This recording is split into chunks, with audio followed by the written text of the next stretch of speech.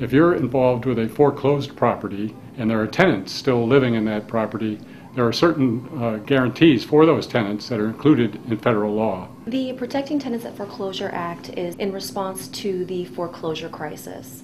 We know that about 20% of foreclosures are rental properties, and that affects millions of different people across the nation. And in response to that, because prior to the federal law passage, the renters only had state laws to protect them, and so few states had any protections available for those renters, the Protecting Tenants at Foreclosure Act, or PTFA, was enacted. Which governs now, the federal or the state statute? The federal law always trumps the state law, except where the state law provides greater protections than the PTFA. Well, let's zero in on the impact of this law and the requirements of this law for real estate agents. Can you summarize what those requirements are? Yes.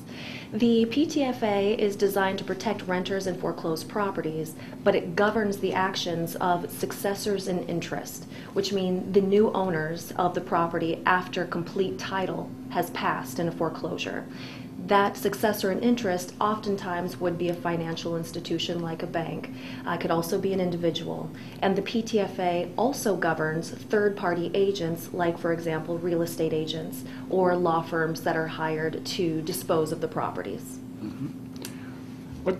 What's been the experience in the field since the enactment of this law? The experience has been mixed.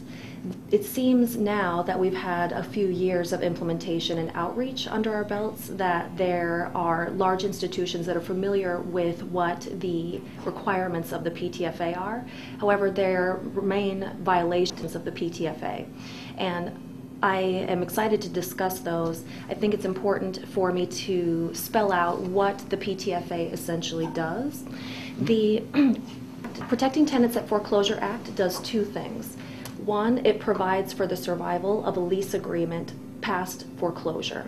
This means that if a tenant has entered into a lease agreement, whether it's written or not, prior to the title transfer, then that tenant may remain lawfully in that rental unit for the entire duration of their lease agreement under the existing lease terms, meaning that they would be paying the same amount of rent that they had agreed to with the prior owner.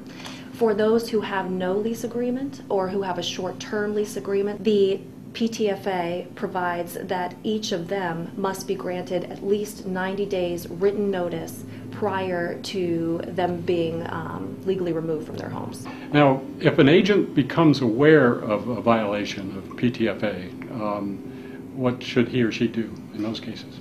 That's a good question. Agents, as I mentioned, are governed by the same requirements as a new owner under the PTFA. And there are several different places where an agent might wish to report a violation so that they themselves would not be culpable. One would be to the regulatory agency that governs the actions of the financial institution, if it happens to be a bank that's the new owner.